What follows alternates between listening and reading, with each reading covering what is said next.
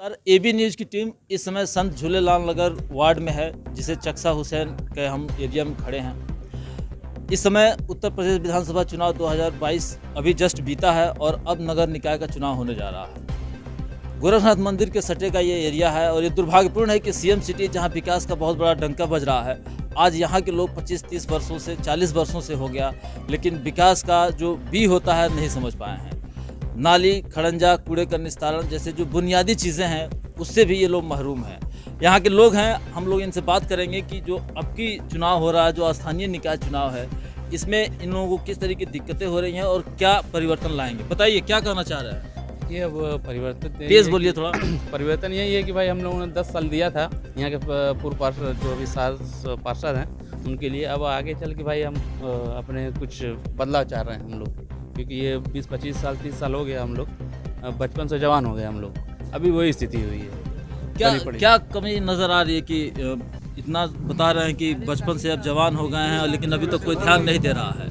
देखिए जैसा कि भाई ने बताया वो बिल्कुल एकदम सही बात है। किसकी लापरवाही समझ दिख रही है ये।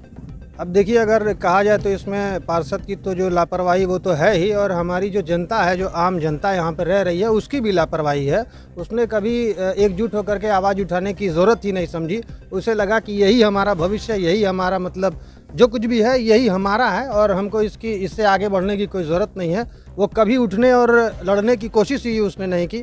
अभी अगर कहीं जाने की ज़रूरत पड़ेगी, 10 लोगों को इकट्ठा करने की ज़रूरत पड़ेगी तो सबका नौकरी सामने आने लगेगा, किसी का दुकान आने लगेगा मतलब वक्त किसी के पास नहीं होगा। वो कभी एकजुट होकर के खड़ा होने की कोशिश ही नहीं करते और यही कारण है कि उनको जैसे तैसे मतलब निपटाया जा रहा है।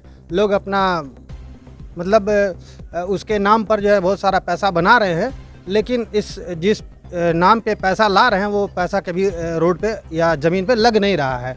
और उसका यही कारण है क्योंकि हम लोग कभी एकजुट ही नहीं होते, अपने लिए लड़ाई लड़ने के लिए कभी तैयार ही नहीं होते हैं। इनकी बातों से लग रहा है कि जनता भी अगर बढ़ करके आगे अपनी बात रखी होती तो कहीं ना कहीं इसकी तस्वीर बदल गई होती। जी, कितना बिल्कुल। सहमत हैं। पूरी तरह से सहमत हूँ इस चीज़ के लिए। अब क्या मन बनाया है।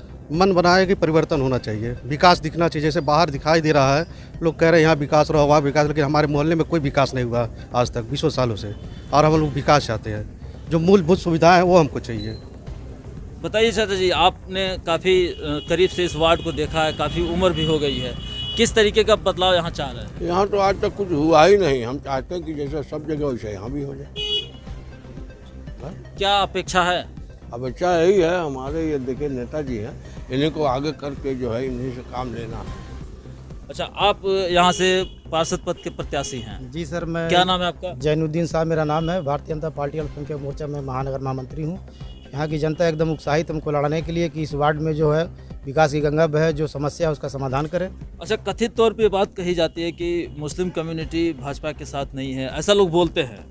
लेकिन कहीं ना कहीं आपने बताया कि मैं अल्पसंख्यक प्रकोष्ठ से हूँ और काफ़ी समय से पार्टी की सदस्यता लिए हुए हूँ और सेवा कर रहा हूँ। जी। तो लगता है कि कुछ नया हो जाएगा और ये सोच बदलेगी। जी सर, देखिए डबल इंजन की सरकार राज्य और केंद्र में जो हमारी चल रही है, सबका साथ सबका विकास और सबका प्रयास पे सर, उसी पे हमारे वार्ड की जनता हमसे कही है कि आप पार्टी में हैं, सिपाही हैं, कार्यकर्ता हैं, और आपसे उम्मीद है कि आप जब लड़ेंगे इस वार्ड से और आपको पूरी जीत हम लोग कराएंगे तो इस वार्ड का आप विकास कराएंगे।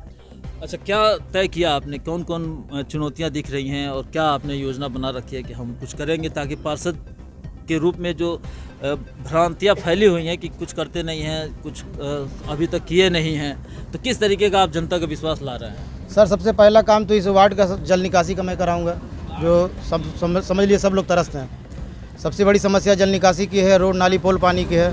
तो सर सबसे पहला तो मैं जल निकासी का व्यवस्था कराऊंगा, और इससे हमने सब लोगों से अपने संगठन में कहा भी है, पार्टी में सबसे कहा भी है कि सर देखिए, जैसे ही मैं प्रचंड बहुमत से यहाँ जीत अपनी हासिल करता हूँ, परचम लहराता हूँ, वैसे मैं सबसे पहले इस वार्ड का विकास कराऊंगा। क्षेत्रवासियों से कुछ अपील करेंगे।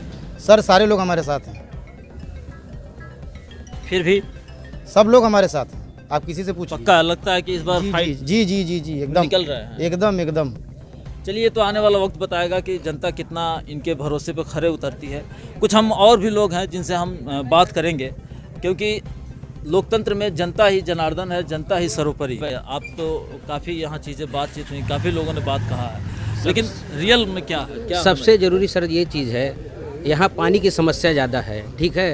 अगर बरसात हो जाता तो इतना ज़्यादा पानी ज़्यादा भर जाता है कि सबसे ज़रूरी ये चीज़ कि आदमी नमाज़ पढ़ने नहीं जा पा रहा, अपने घर से बाहर नहीं निकले। सबसे ज़रूरी यहाँ पानी की समस्या है। नेता तो बहुत सारे लोग हैं, सब लोग बहुत लोग बोलते हैं, ठीक है, लेकिन काम कोई नहीं करता है।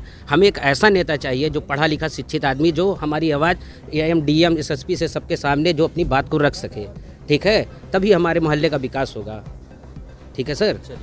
तो संत झूलेलाल नगर इस समय नाम बदल दिया गया है, तो लगता है कि अगर नाम बदला है तो इस वार्ड की तस्वीर भी बदलेगी।